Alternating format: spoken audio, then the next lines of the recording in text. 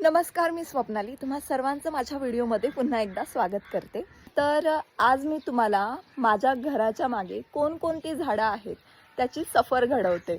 म्हणजे अनेक वर्षांपासून असलेली ती झाडं किंवा आम्ही लावलेली ती झाडं आता मी तुम्हाला दाखवते बघा. तर माझ्या पप्पांना ना झाडांची खूप आवड आहे. झाडांपेक्षा ना त्यांना भाज्यांच्या झाडांची खूप आवड आहे आणि दरवेळी ते काय करतात हे बघा. तर त्यांनी हे टोमॅटोचे वेल लावले, ज्याला असंख्य टोमॅटो आले. मी थोडीशी घाबरते कारण की बीड आहे तिथे. रिस्क घेते पण व्हिडिओ काढते.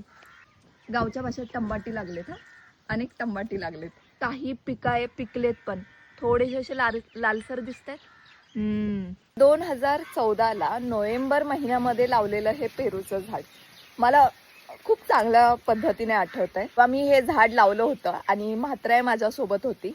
तर ती मला बोलली इथे लाव म्हणजे ते झाड चांगलं वाढेल आणि अर्थात ते खूप चांगलं वाढलंय. त्याला पेरू आलेले नाही दिसत कारण की हे ना पावसाळ्यामध्ये याला पेरू जास्त येतात.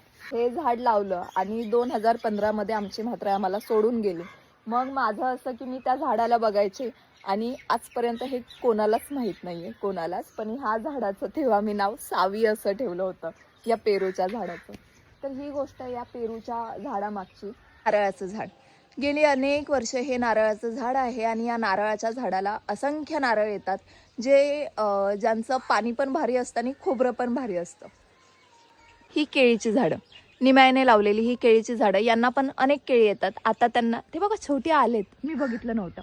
हे अजून एक निम्याने लावलेलं नारळाचं झाड. जागेवर गुलाबाचं झाड होतं, त्याला खूप मस्त अशी गुलाबं यायची, सुषमाताईने लावलेलं. पण सध्या ते झाड नाहीये. ही जी 2 फणसाची झाड आहेत ती खूप आधीपासूनची झाड आहेत. असं खरंच यार दोघा भाऊ भाऊ असल्यासारखं वाटतंय ना, किती मस्त वाटतंय.